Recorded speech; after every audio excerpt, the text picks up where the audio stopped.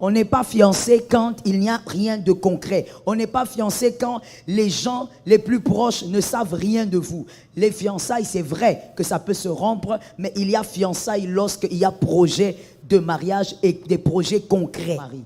Bien aimé, qu'est-ce que j'ai envie de te dire? Un homme, une femme dans les fiançailles qui facilement peut pécher, qui facilement peut désobéir à Dieu, qui est notre Père, te trahira. Retiens ça pour la vie. Voilà pourquoi la plupart des hommes qui ont eu des fiançailles avec beaucoup de relations sexuelles, avec la fiancée, avec la femme qu'ils ont épousée, ces hommes-là ont été adultères. Parce que madame, tu as créé un appétit que tu ne pourras plus contrôler. Toi, tu crois que c'est le mariage qui va arrêter ça? Le mariage n'arrête pas le péché. Ça va continuer. Et donc, je parle aussi même pour la femme. Une femme qui facilement, elle est peut-être, je ne sais pas, dans l'église. Apparemment, c'est une bonne personne. Tu lui dis, maman, en tout cas, moi j'ai envie de toi. Tu commences à déboutonner sa blouse. Elle aussi. Ah, fais doucement, non? Tu vas me blesser. Donc, elle t'aide même pas à résister un peu. Elle t'aide même pas à obéir à Dieu. Elle t'encourage d'ailleurs. Quand tu continues, doucement, non? À gauche, à droite. Elle est devenue le roulage. Cette femme qui peut trahir Dieu facilement, trahira un mortel. Est-ce que quelqu'un m'entend bien? Attention à celui qui n'a pas peur de trahir Dieu. Même toi l'homme, lorsque toi tu es très... Parce que généralement ce sont les hommes qui sont très sexuels. Quand tu veux toucher cette fille, quand tu vois la facilité avec laquelle cette fille est prête à pécher, ça doit t'arrêter. Réfléchis. Le mariage n'est pas un jeu. C'est pour toute la vie. Shalom bien-aimé dans le Seigneur Jésus-Christ. Aujourd'hui, la servante de Dieu, pasteur Joël Gloria Cabassel, pasteur responsable de l'église Assemblée évangélique Nouvelle Alliance de Kinshasa, parle de 4 astuces pour réussir les fiançailles. Les fiançailles sont la première grande étape avant le mariage. Il s'agit d'une coutume qui existe depuis longtemps. Les fiançailles sont très importantes même si certains considèrent la demande de fiançailles traditionnelle comme une coutume désuète. Auparavant, c'était le père du jeune homme qui devait aller chez la jeune fille et demander officiellement la main de celle-ci. Mais de nos jours les couples s'arrangent entre eux et ensuite ils vont voir les parents. De manière très solennelle, l'homme demande à sa dulcinée si celle-ci veut bien l'épouser. La demande s'accompagne généralement d'une bague solitaire. Cette bague doit être la plus belle correspondant à l'immensité de l'amour de l'homme pour sa promise. Ceux qui ont les moyens d'ailleurs choisissent des bagues en or et en diamant. Le diamant représente l'engagement et signifie à l'entourage que la femme n'est plus libre mais qu'elle s'est déjà promis pour la vie à un homme. Dans ma famille, le mariage doit se dérouler au maximum 1 an après les fiançailles. Il faut impérativement se mettre en tête que cette période de fiançailles ressemble à une période d'essai afin que les deux conjoints voient s'ils regardent bien dans la même direction. La qualité des fiançailles conditionne la réussite d'un mariage car les fiançailles sont les fondations d'un mariage réussi. Comment alors réussir ces fiançailles pour un mariage heureux? Suivez tout de suite la servante de Dieu Joël Cabassel dans 4 astuces pour réussir les fiançailles. Abonnez-vous, aimez et partagez afin d'apporter l'évangile de Jésus-Christ aux nations. Que la bénédiction de Dieu soit votre partage dans le nom puissant de Jésus-Christ. Amen. Allons-y. Il est important de faire la différence entre les fiançailles et la période d'observation. Il y a 2 périodes qui précèdent le mariage. La période d'observation et les fiançailles. La période d'observation, c'est quoi? C'est cette période où vous dites, je veux cette fille, je veux cet homme, mais je veux l'approcher pour savoir si ce que je vois, c'est réellement ce qu'il y a. Si ce que je vois, c'est réellement ce qui est caché. Et donc, vous approchez la personne, vous commencez à causer, vous commencez à sympathiser. On appelle ça la période d'observation. Après cette période, vous décidez maintenant de parcourir un chemin de réussite avec une personne. Ça, c'est les fiançailles. Les fiançailles, il faut arrêter de transformer les fiançailles en copinage.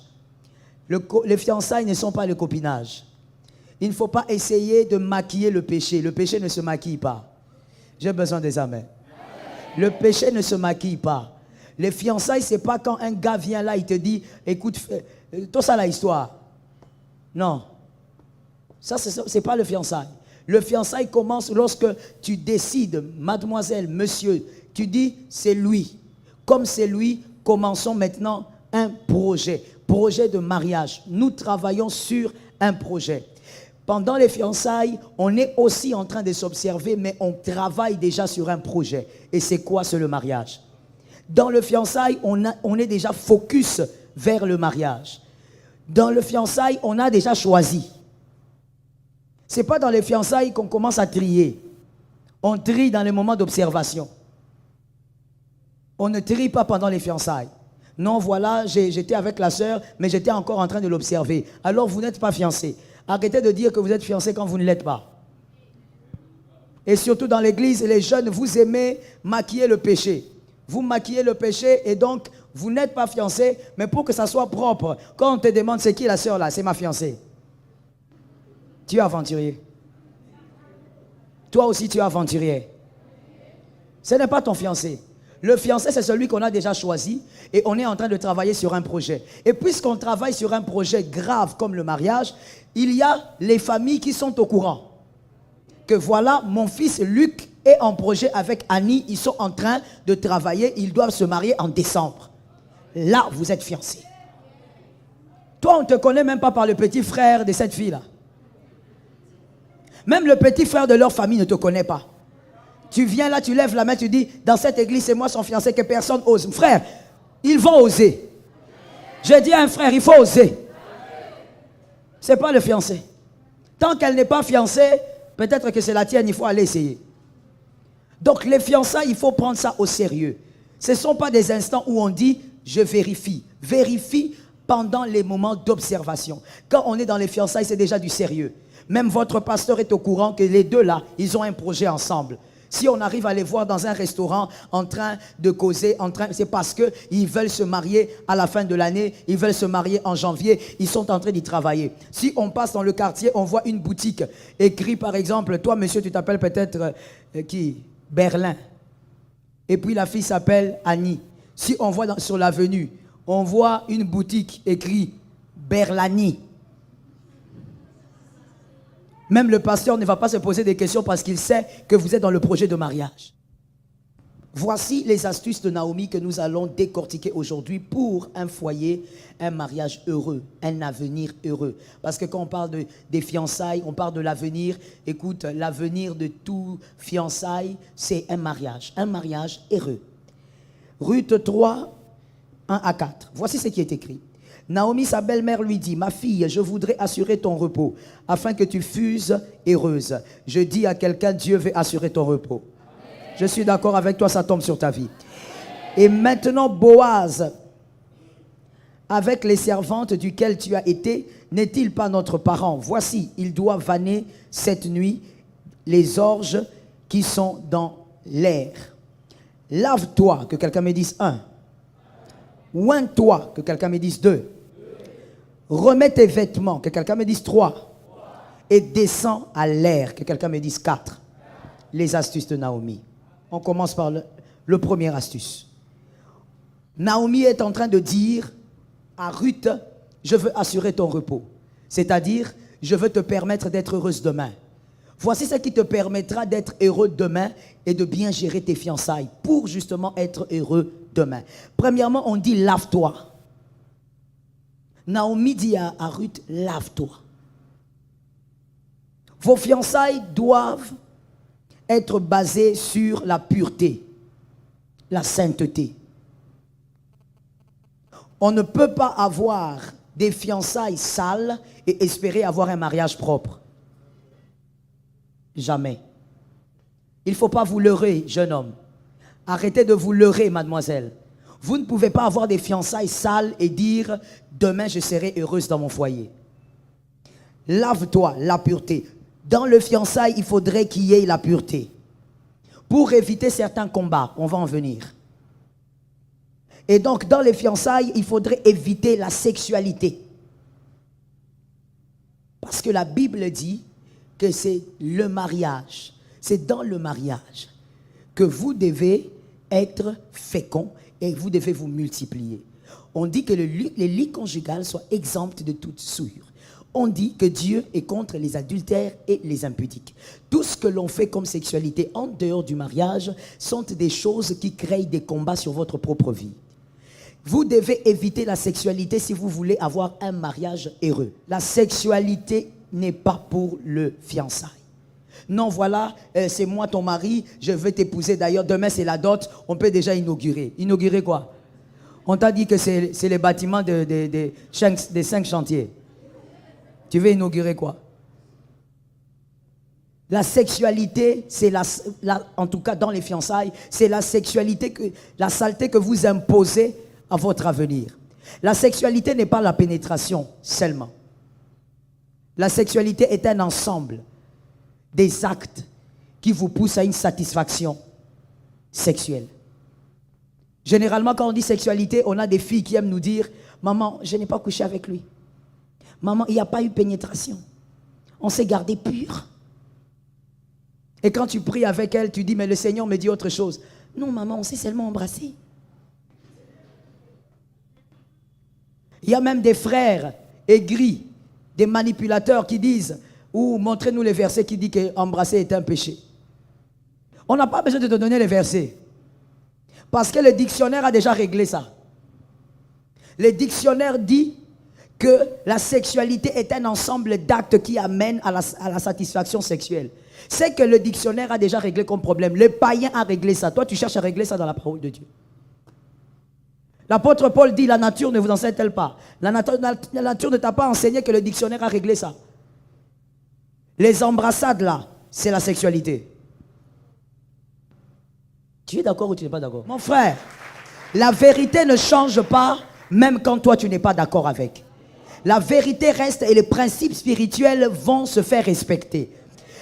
Embrasser, les caresses, toucher, je ne sais pas moi, la poitrine de la fille là, toucher, je ne sais pas quoi, l'acoustique de la fille là. Oui, c'est déjà la sexualité. Parce que ça stimule tous les désirs sexuels. Vous êtes déjà dans le péché. Vous êtes déjà dans l'impureté. Les gens trouvent que ce qui est grave, c'est la pénétration. Tout ça, c'est déjà grave. Si la pénétration en dehors du mariage peut attirer les démons, l'embrassade là attire des démons. Lorsque vous êtes dans les fiançailles, vous salissez vos fiançailles. Les esprits incubes arrivent. Quand tu dors, tu vois un esprit qui vient, qui te touche et qui couche avec toi. Tu banalises, souvent les hommes, vous banalisez. Tu dis, oh, c'est pas grave, de toutes les manières. Tu essayes de gérer à ta manière. Mon frère, les démons sont capables, par leur présence, parce que vous avez sali vos fiançailles, ils sont capables de vous séparer alors que cet homme est ton homme, cette femme est ta femme. Parce que le but des démons, c'est de détruire tout ce que Dieu veut bâtir. Donc les démons sont capables de venir dans un couple fiancé, d'entrer par la voie sexuelle et de les séparer alors qu'ils doivent être ensemble. Des problèmes surgissent et à un moment donné, non, on ne peut plus être ensemble. Vous vous séparez. Toi, l'homme, tu vas épouser quelqu'un d'autre. La femme aussi. Alors que, en réalité, vous avez accompli les plans des démons. La personne que tu viens de laisser, c'était la femme de ta destinée. Mais vous, les jeunes, vous ne savez pas que le démon peut aller jusque-là. Il peut aller jusqu'à vous éloigner de la femme, de l'homme que vous devez épouser. Mon frère, si tu épouses donc je veux dire ton mariage, je ne parle pas des veuves et des veufs, le premier mariage de ta vie, tu épouses une femme qui n'est pas de ta destinée, frère, tu ressembleras à une voiture qui a 2 pneus. Tu ne vas pas bâtir ta destinée. Tu vois tous les rêves que tu as là. Tu vois toutes les prophéties qu'on t'a données. Mon frère, tu souffriras pour que ça s'accomplisse. Pourquoi? Parce que Dieu n'a pas prévu à ce qu'un homme, une femme d'un certain âge ou qui est marié puisse bâtir son histoire seul. Ce n'est pas dans les calculs de Dieu. Dieu a organisé que tu es la femme de ta destinée et l'homme de ta destinée à tes côtés pour bâtir votre histoire. Mais va imaginer qu'à cause de votre sexualité, le diable vous joue un jeu. Il vous sépare. C'est que tu ne sais pas. C'est que le diable est déjà dedans parce que vous avez ouvert des brèches. C'est que tu banalises là. Non, j'ai juste pressé son sein gauche. Frère, c'est que tu banalises, tu ne sais pas ce que ça fait entrer. Au deuxième astuce. On va essayer d'aller vite. Oins-toi. Naomi dit à Ruth, oins-toi. Vous ne pouvez pas négliger la place de l'onction dans votre vie de fiançailles. L'onction doit avoir une grande place. Tout ce qui est sacré doit être respecté.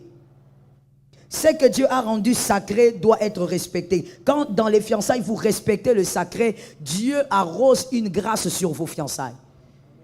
Je suis d'accord avec toi, mon frère. L'église est sacrée. L'œuvre de Dieu est sacrée. Ce n'est pas un homme qui l'a sacralisé, c'est Dieu. Et attention, ne désacralise pas ce que Dieu a sacralisé, sinon tu seras un rejeté. Je répète pour celui qui dormait derrière. Ne désacralise pas ce que Dieu a rendu sacré plutôt, sinon tu seras désacralisé. Ce qui est sacré doit rester sacré. L'œuvre de Dieu est sacrée. Mon frère, la sœur là t'a trouvé à l'église. Vous vous êtes retrouvés à l'église, comme ma sœur là dit que c'est son frère.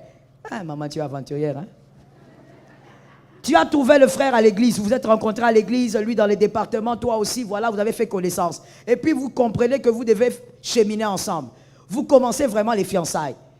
Mon frère, cette soeur-là commence à te dire, ah, aujourd'hui on ne va pas aller à la répétition, aujourd'hui on va aller, comment on appelle cet endroit-là? Là où il y a des pierres. Mboudi. Écoute la voix avec laquelle elle a donné. Donc tu sens l'amour même pour la chose. Que Dieu te délivre, ma fille. Donc tu es là, tu dis, aujourd'hui tu ne vas pas aller à la répétition. Amène-moi un Mboudi. Ça c'est quel genre d'amour? Seulement l'église, l'église. Maman, tu as trouvé quelqu'un dans l'œuvre de Dieu, laisse la personne dans l'œuvre de Dieu. Ah, je suis d'accord avec toi. Monsieur, tu as trouvé la fille là, elle était zélée dans la chorale ici, laisse-la. Encourage la fille à rester dans le sacré. Lorsqu'on est fiancé, j'ai remarqué ça au milieu des jeunes. Quand vous êtes fiancé, vous avez tendance à devenir comme des oiseaux. Vous voulez, je ne sais pas, vous balader dans tout Kinshasa. Quand c'est l'heure des cultes, non, vous n'avez pas le temps. Vous vous mettez en uniforme. Vous mettez en uniforme. Fiancé, hein, uniforme. Donc vous avez pris le courage d'acheter un pack et vous êtes allé même chez les tailleurs. Vous n'avez pas eu pitié de votre vie. Hein? L'uniforme là que vous portez, quand vous finissez le soir là avec Mboudi, l'autre va à gauche, l'autre va à droite. Tu enlèves l'uniforme dans ta chambre, l'autre enlève aussi dans sa chambre là-bas chez papa. Ne soyez pas des aventuriers. Le sacré doit rester sacré. Ton pasteur, il est sacré. Non, cet amen là m'a dérangé. C'est comme ça. Oui, il ne faut pas vous laisser tromper par les siècles présents. Ce n'est pas nous qui nous sommes rendus sacrés. C'est Dieu qui nous a rendus sacrés. Jésus a dit, j'ai pris des captifs. J'ai pris des hommes pour en faire prisonniers. Je suis monté avec en haut. Frère, tu comprends ces mystères-là? Et tu vas maintenant avoir une femme pendant les fiançailles. Quand tu lui dis, viens, on va parler à notre pasteur. Le papa a dit, on doit parler. Ah, bonibougo. Il faut qu'on soit yéba. Sorcière. Fouille cette fille-là. J'ai dit aux garçons, fouillez. Elle est dangereuse. Celui qui veut désacraliser ce que Dieu a sacralisé va faire de toi un Saül. Dieu risque de te mettre à côté. Ce sont des choses comme ça, bien-aimés, qui fragilisent. Ouais. Lorsque le sacré te protège, reste dans les sacrés.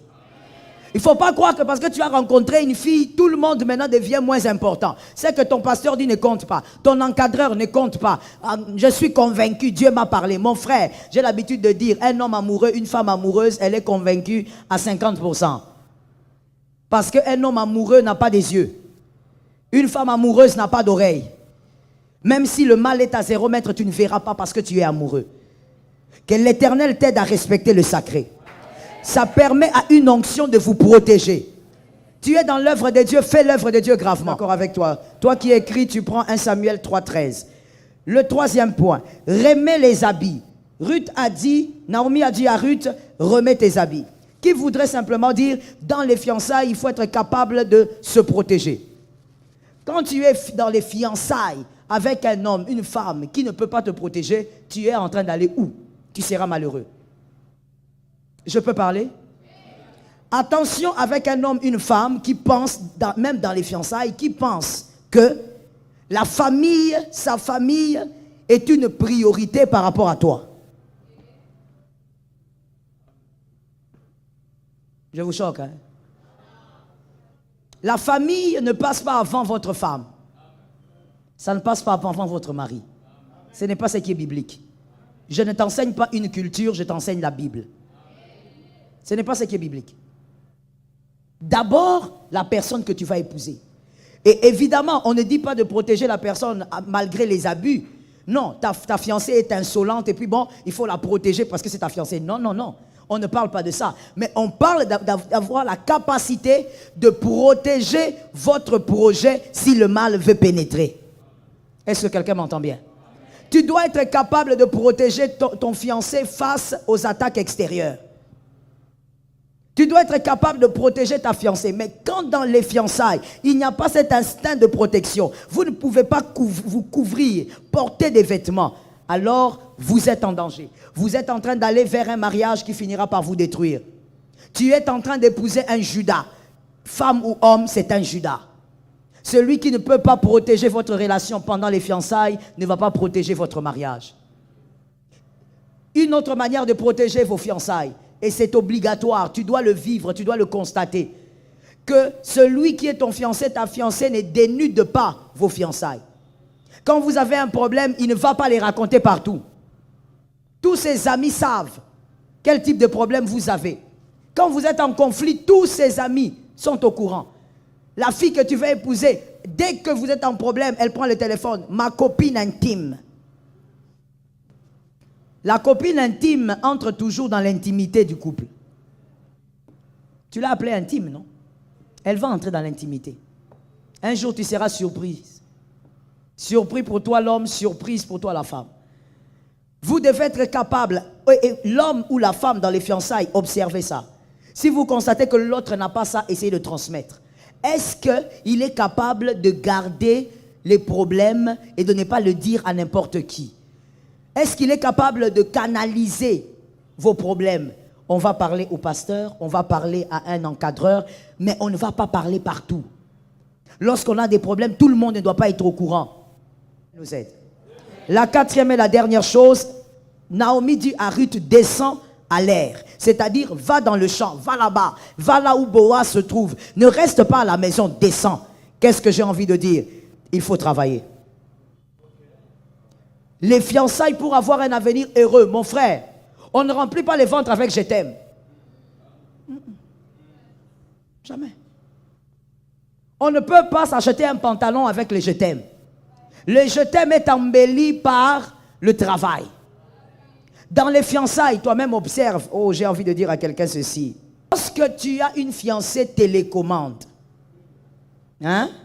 Lorsque tu as une fiancée qui, que les frères disent un peu télécommande.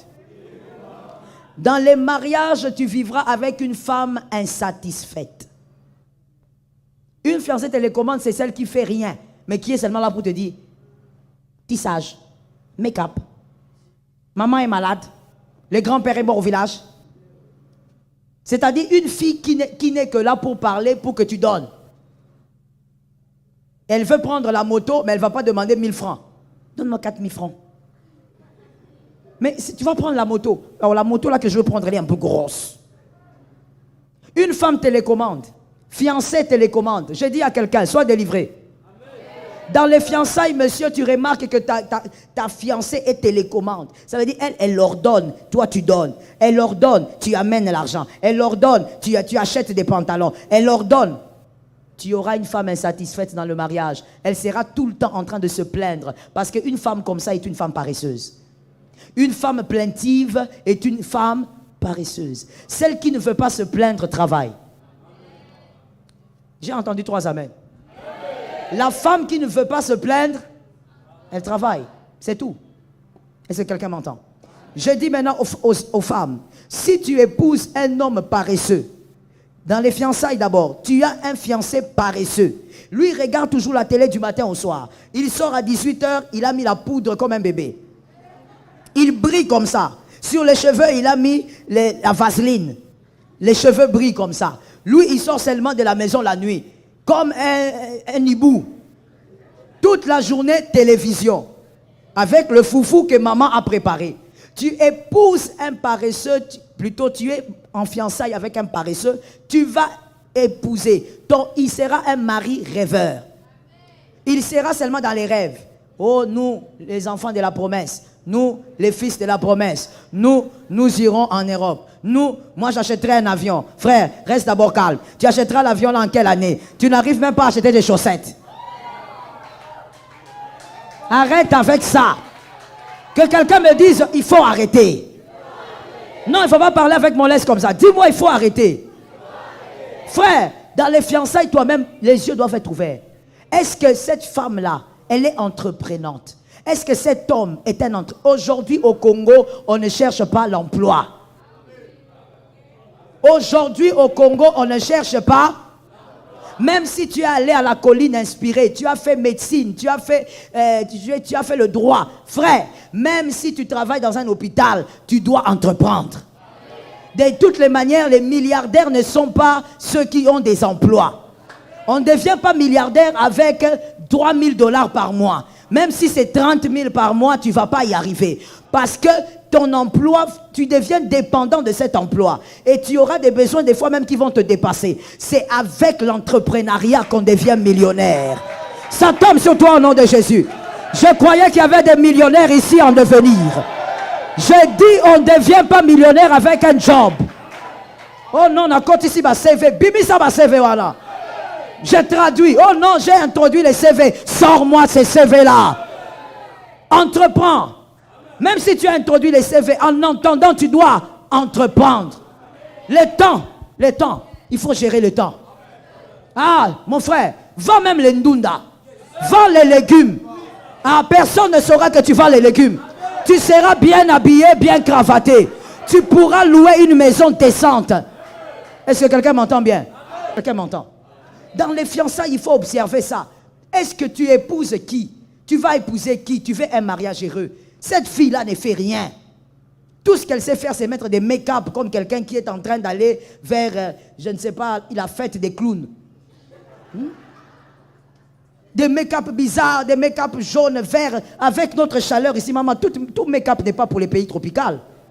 Là-bas, il fait froid, ici, il fait chaud.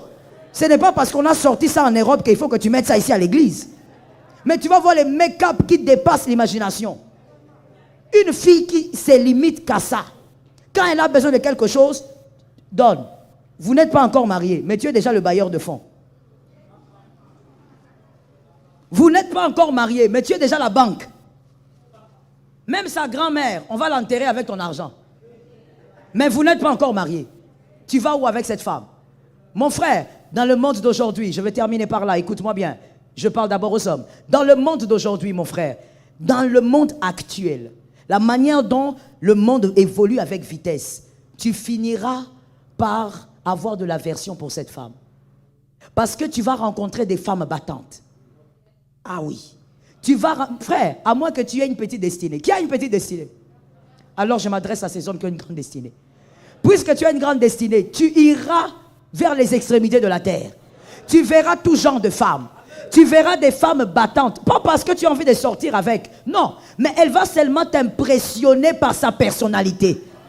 Tu vas aller sous d'autres cieux. Tu vas voir des femmes ministres qui sont en train de diriger des nations. Toi, ta femme, depuis les fiançailles, les pieds sur les tabourets. Tout ce qu'elle veut, donne-moi. Tu vas souffrir. Dans les fiançailles, il faut déjà régler ça pour avoir un avenir heureux. Mademoiselle, n'épouse pas un homme qui n'aime pas le travail. Tu lui dis, il n'y a pas de boulot maintenant, mais j'ai un peu 300 $ ici. Est-ce que tu peux même commencer à vendre? Qui? Moi. On comprend que tu ne me connais pas. Hein? Je comprends. Tu vois, hein, le problème c'est l'église. Tu vois, parce qu'on est dans la même église, tu ne me connais pas. Moi, tu veux que je vende les unités. Ah, Seigneur. Père, où sont les frère, un homme comme ça, il ne faut même pas demander la prière. Tu le regardes seulement comme ça, tu commences à reculer toi-même. Tu prends tes 300 $, tu mets dans la poche. Tu recules jusqu'à fuir ces genres de personnes. Parce que c'est un homme qui aime la paresse. Attention avec celui qui aime la paresse. Il va commencer à t'envoyer dans ta famille avec les bols de riz. Que Jésus te délivre. Que Jésus te bénisse. Shalom bien-aimés dans le Seigneur Jésus-Christ. J'espère que vous avez aimé cette vidéo. Abonnez-vous et partagez pour porter l'évangile de Jésus-Christ aux nations, car il y aura plus de joie dans le ciel pour un seul pécheur qui se repent. Merci de faire partie de notre famille où on refuge Jésus-Christ.